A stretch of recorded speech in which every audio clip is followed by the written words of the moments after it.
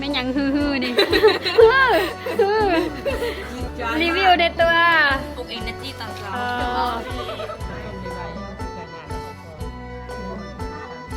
ประธานห่วยภาพนี้ให้กะเกี่ยมเด้อเนาะเป็นวงของอีกปีนะเขาจะเอาเฮ็ดจะอยู่ในกินเนาะ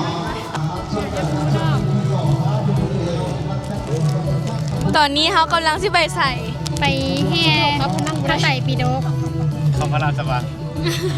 เขาวังอันนี้แห่แบบใหม่เนาะเขายังบ่เคยแห่แบบนี้เคยแห่แบบนี้บ่อันนี้ออกไปตั้งรักซื่อๆยังบ่ทันได้แห่คันมาตั้งหลักย่างไปกับยักษ์ไก่เนาะตอนนี้นะทุกคนเฮาอยู่ที่ปากลาย นี่ปากร้ายของเธอ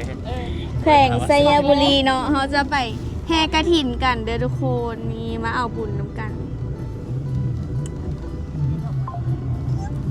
นี่คือเจ้าภาพเจ้าศรัทธาของเฮาได้บุญหลายๆเด้อได้ไปกับเท่าเขาคนเดียวเอาไปก่อนอย่าเข้าต้นตอนนี้หน้าหนาวแล้วปะติเอาไปก่อนมันถูกประสบภัยของเท่นี่ดีได้เลยเอาไปสิได้จับข้าว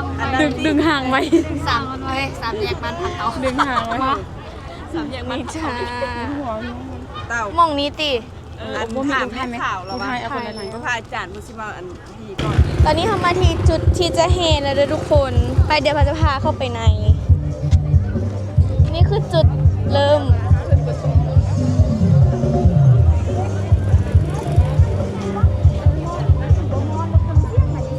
คือไทยบ้านเขาจะแบบยืนท่าเฮนะทุกคนนี่เบิ่ง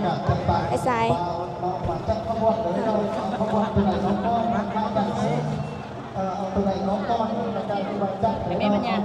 คนหลายเฮงอันนี้คือไทยบ้านเพิ่นไป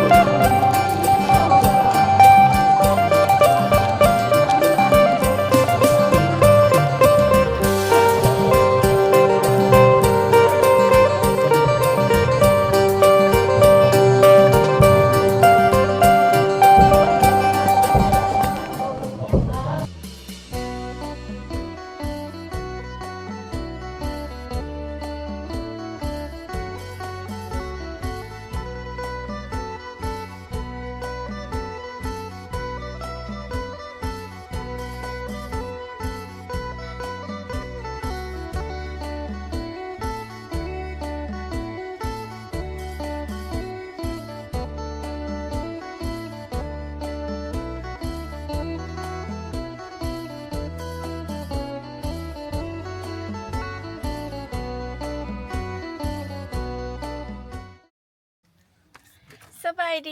บายดีทุกคนและตอนนี้ก็อยู่กับซองอลิซาสาวน้อยเวียงจันทร์นะทุกคนมื้อนี้เราจะพาทุกคนไปกินข้าวเปี๊ยกสัน ข้าวปุ้นฮอนนะทุกคนอยู่ที่เมืองปากหลายนั่นเองก็เป็นข้าวปุ้นแซ่บนั่นเองนะทุกคนก็คือหลังจากที่เฮามาเฮ็ดบุญนี่เฮาก็จะมากินข้าวเช้าก่อนเนาะเพราะก่อนที่จะเดินทางไปวัดนี่คือรถที่พวกเรามานำกันนี่ข้างขอบคุณยามเช้า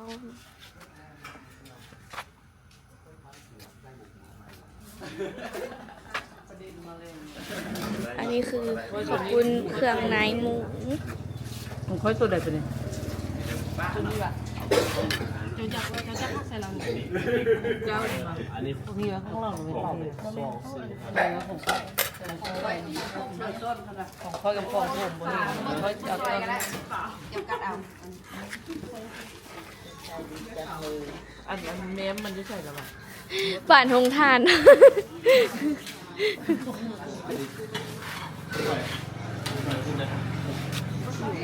ว้าเลือดตนใหญ่เอง อ่ะค่อยซอยให้นะเอาเท่านี้ มีซีนอยู่อ่ะ อันนี้ว่าเพชรอะไรก็จะใส่นี่แหละมันจะเพชรแห้งเนาะ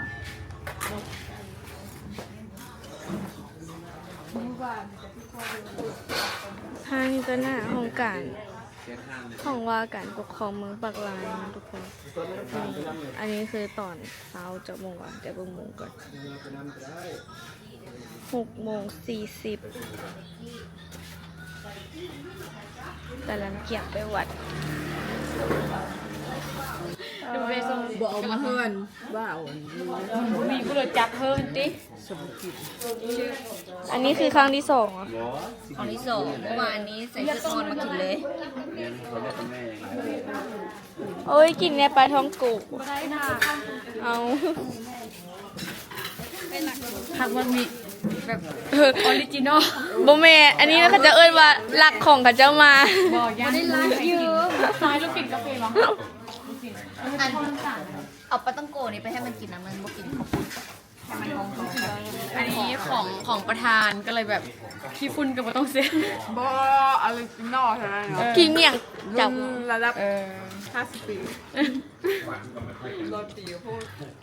เฮ้ยแปลว่าอันนี้จะเป็นอะไรดังเดิมเลยถูกเลยเอาเส้นมาเรียกมึงกับมักเก็ตกับอันนี้ไปดูจิ้มบ่ มาเลยเด้ผม3จานเลย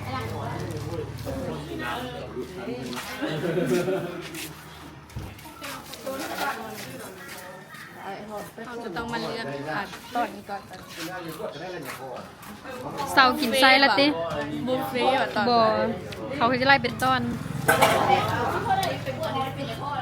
จะบ้านนี่เลยร้านนี้เลย เขาก็จะต้องกินซีนเราบ่มักกินไส้เพราะว่ามีแต่เอ็มมี่แล้วกิน เสาละได้เอ้ยก็เสาละได้ แล้วเพราะว่าตอนกลางคืนเรามักแยกหัวออกมามักลง หัวแมว น้อยเพิ่นเป็นบ่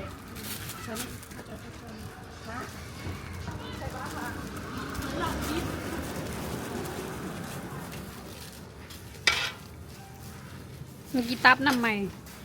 ถ้าแมนตับ เออ ซอย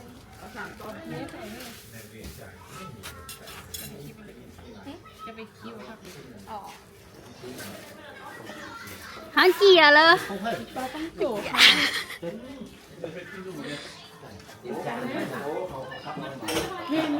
อันนี้บุฟเฟ่ต์บ่เต็มจานได้บ่ ได้บ่ใส่เส้นเลยกันบางหุ่ง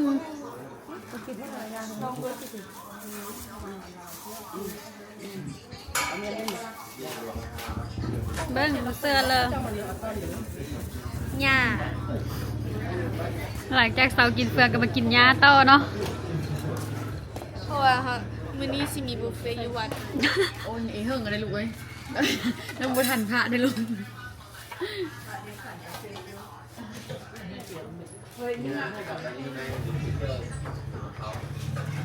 เราจะมาลองกินครั้งแรกนะว่ามันจะเซฟโบเพราะว่าเห็นจะมาแต่วานนี้แล้ว แล้วมื้อนี้เขาจะมากินอีก ติดใจจะได้มาแต่นครหลวงเลยได้นี่มากินกระปุ้นเจ้าอะไร เอ้าเขายังไม่ได้กินนะสิน บางทีติดใจเด้ เขามากินแมว ปิ้งปิ้งเล็กนึ่งๆว่าเต้ไฮโซมักเผ็ดขี้หนูเนี่ย อันนี้คือเขาใส่มี ใส่ได้ เสด็จมันเผ็ด มันเป็นขี้หนูได้ใส่กระกับเอาก็ได้นี่ปลาแซ่บ ตัวนี้ว่ะมา เมน ไปเดี๋ยวเขาสิไปมา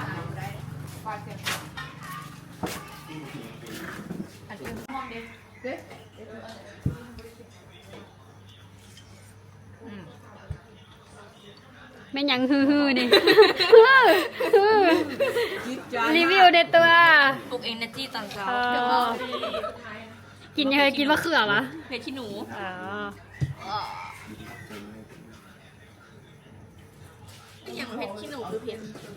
เอามันเผ็ดขี้หนูเล็กๆ แต่มันจี๊ดจ๊าดไง มันเป็นพันนั้น แล้วก็เบิดเผ็ดหิน เสื้อเลยน้ำใหม่ พอกับ ใส่ มักอ้อนนะบ่ อ้อน มันกูเผ็ดหิน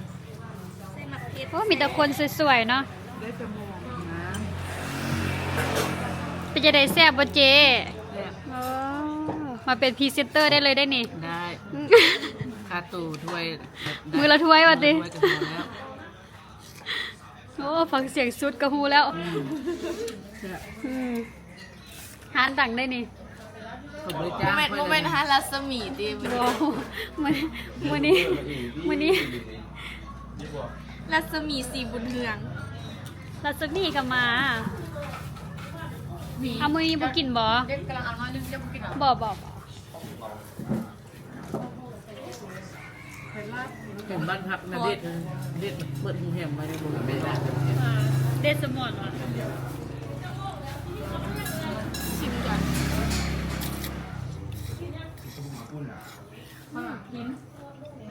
เป็นเริ่มใหม่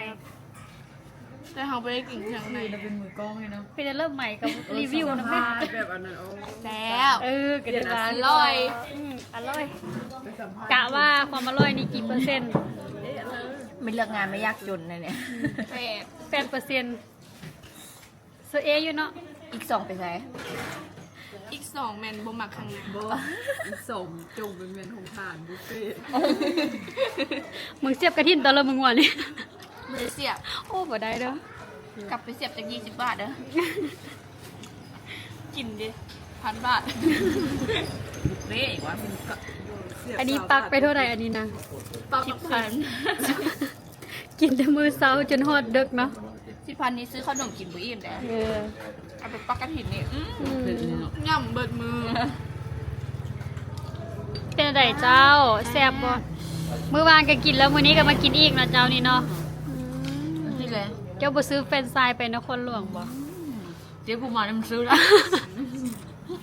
เราเกี่ยมตังฮานล่ะ บอกเตาคันรถเท่าวันออกอยู่ทางอันนี้นะอันกันเท้าไปนะแล้วก็ออกด้านของข้างไปได้ไหม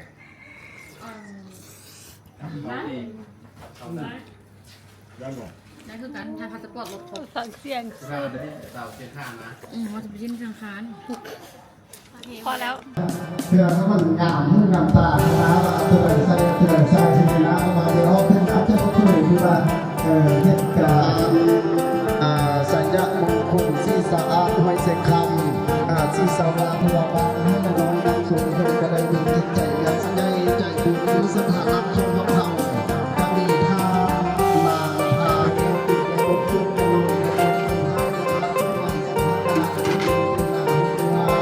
เราดูจะเราจะเห็นเนาะเราจะมาเพื่อที่จะวันนี้จะเกี่ยวเป็นที่สลับเล็กเราจะมีน้อยจะมีสิ่งที่มีจับนับมีทั้งนี้ทั้งนี้เราสุขันพลังทั้งนี้ทั้งนี้ทั้งนี้เราข้อซื้อเราก็ซื้อที่เป็นโฮเป็นแดงเป็นทำเป็นแดงเป็นโฮเป็นปลาห้องเอาเป็นอาบุญกระถิ่นเป็นพระพุทธใจลอยฟ้าเราสาธุสาธุขอให้ดีดีเห็นทำที่จะเวลาบำบัดขอให้ท่านเจ็บเจ็บนะครับตลอดกาล นี่ก็จะเป็นมื้อที่2ของการมาวัดวันนี้จะเป็นมื้อสุดท้ายใส่บาตร กาเท่าไหร่ดอกดูทางลูกดูทางลูกใส่บ้านยักษ์นำตะแกวยักษ์มาตอยนอนยักษ์มาตอยนอนกับพ่อสัตว์เจริญพรขึ้นมาทำเพิ่มหรือว่ายักษ์มาทาย 1 2 3 เป็นอนุรักษ์อนุรักษ์น้อง 1 2 ตรงกันถึงมาไทยมุกตรงกันนะได้มองสถานข้อพื้นการปฏิบัติข้อยังเซินบาดไทยโมกันเป็นการบาดไทยโมตรงกันที่ตรงกันคือจุดเด่นแล้วก็ทำงานพี่น้องเลยเนาะกายสบายใจปราศจากโรคไข้ไข้เจ็บทุกสิ่งทุกประการมีอนุวันโอสุขังพลังมันยืนหอมหน่อยยาวอันนี้มาต่อยอดตอนนี้ชื่อยังไงแม่บุญหึงเนาะบางเส้นลายมาต่อยอดอีกตื่นแล้วก็เจ้งมาอย่างบรรดาออกตุนยักษ์ยงเวลาใส่บาตรแล้วจะฟ้องกันเด้อพี่น้องเด้อเพราะว่าเขา ยังบ่หักได้ถวายทานเฮายังบ่หักได้ยักนำเฮายังบ่หักได้รับพรเนาะใส่บาตรยักนำแล้วก็นั่งเป็นระบบระเบียบใส่บาตรโจรจับได้สิ่งใด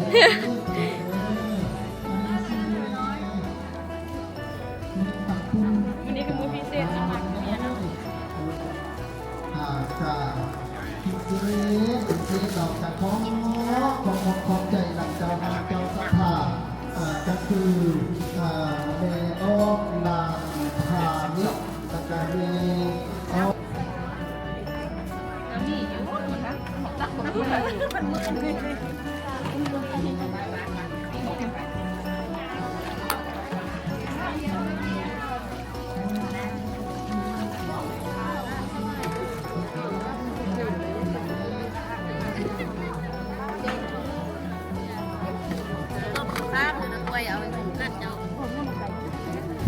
ตามในการให้ช่วงให้สบายเรือ อันนี้คือเอาเงินใส่ซองไปใส่ให้ครูบ่าว หลังมันยืนทอนภาษาทุกน้องกาดีบุกดีใจข้าพเจ้าก็ดีเนาะที่ได้มาร่วมชิมกินทานได้มาร่วมว่าร่วมโฆษณาปลุกระดมคนถ้วยร่วมเฮบุญนำบรรดาองค์ตุนยักษ์ยง ครูบ่ามาแต่อันนครหลวงก็มีเป็นบรรณาสาว มีวัดได้วัดป้านะคะ มีจักองค์ มีนะ5 องค์ จั่วมีบอกบ่มี บอกว่ามี มีแต่ครูบ่าเนาะ นำบุญกุศลนำเจ้าภาพเพิ่นเนาะจะมีแต่ความดีความงามมีแต่ความเย็นๆเจ้าเราพอมีประสบการณ์ส่วนของคุณพิจารณาการทำให้สบายนะสบายนะคุณเป็นน้ำขอบ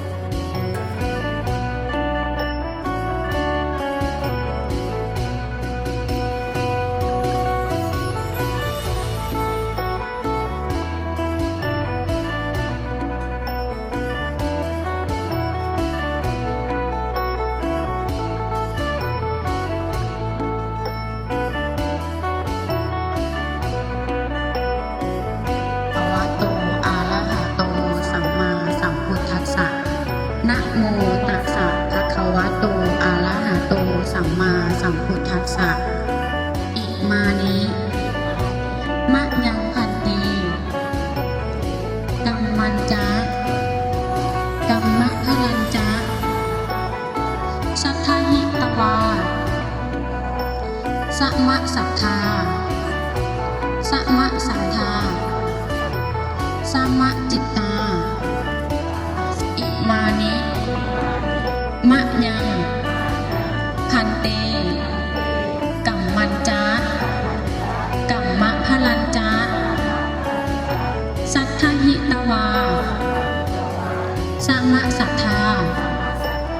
สัมมะสังฆาสัมมะจิตตาสังสารวัฏฏะทุกขโตโมจนัฏฐายะนิพพานัสสะสัตสิกลัฏฐายะสังคัสสะสัมมุขเขปัญจศีลังสมาธินิตวา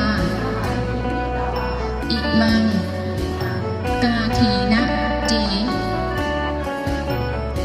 กะที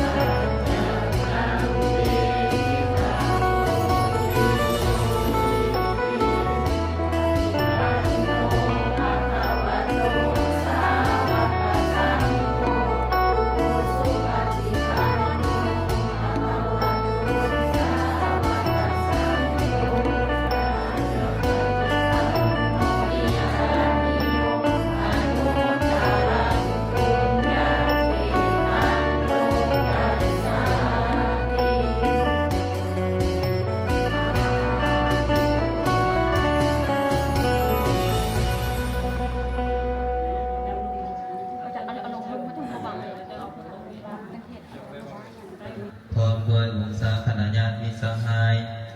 และสาพุทธศาสนิกชนพุทธบริษัททั้งหลายได้มีปัสสัทธาศรัทธาอันแห่งกาจึงได้พร้อมกันน้อมนำมาถวายแก่พระภิกษุสงฆ์ซึ่งจำพรรษาเกิดครบถ้วนเต็มมาในอาวาสวัดสุริยมหาวิหารแห่งนี้พากฐินทานเป็นของบริสุทธิ์เปรียบประดุจดังว่าพระอาทิตย์อันเลื่อนลอยมาแต่นภาอากาศแล้วเหลือญาติตุ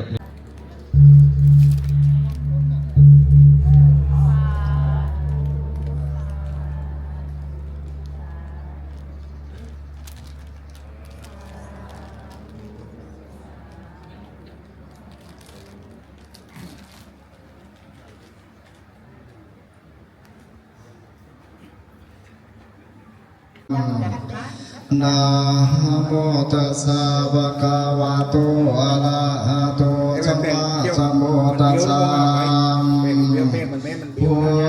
ทธังอนุวัตนันติสิวิสาวกีความเมตตาไมตรีจงมีแก่ครอบครัวของพวกพานในยุสุขสำลันยาพุงเฮาตาบตัวเผาพังภาลิยาหังบุตรีบุตตาและลูกเต้าขอให้พวกเจ้าได้เป็นใหญ่กว่าเพิ่นทั้งหลายสุขสบายน้ำเด้อข้าช่วยคุณช่วยโย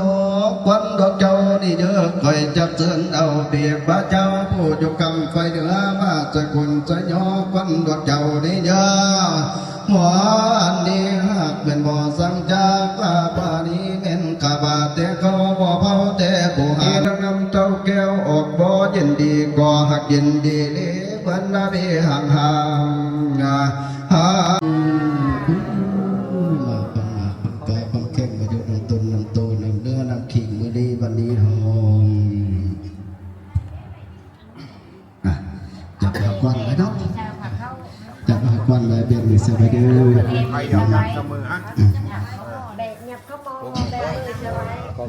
หยิบนำฝ่ายเราแต่มี12 เนี่ยมือดีมือสั้นวันดีมือซีวันชอบมือประกอบวันงามนะโมตัสสะภะคะวะโตอะระหะโตสัมมาสัมพุทธัสสะนำบันนี้มีน้อยบ่ไล่ห่อได้สักได้ใหญ่ฮะลุงฮะปาสะฮะฮีฮะนองฮะอ่าวฮะอาสะฮะให้ลูกาอายุยืนฮะเท่าสะสังเหือนสันเราเขาเดินคือและเนี่ยสะสกูหัวเมียบ่เป็นหางเป็นไม้ก็สะนำนิสัยให้อยู่ซุ่มกินเย็น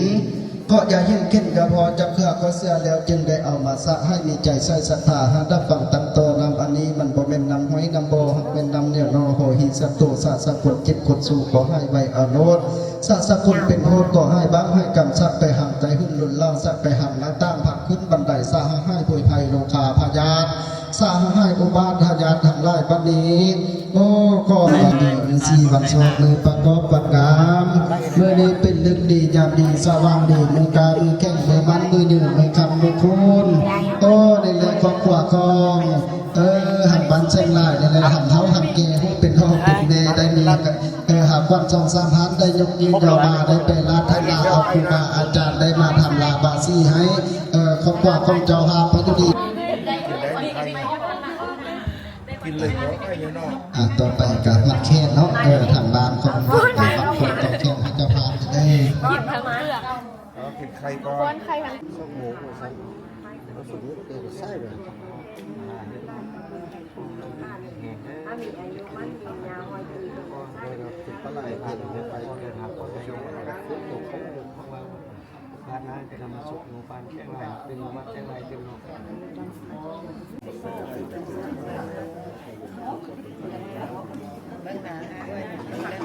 น้าคนน้องฟิกได้น้อยหน้าเข้ามาเลยสุดยอดมันก็มาเก็บมันเลี้ยวแล้วเราถึงมองคนนี้เนี่ยเป็นคนที่เข้ามาเป็นจุดมากใส่ใจน้อยแค่นั้นเองแบบนี้ไม่เอามาจุดไปบนบ้านมันเดี๋ยวพอได้จุดก็ไข่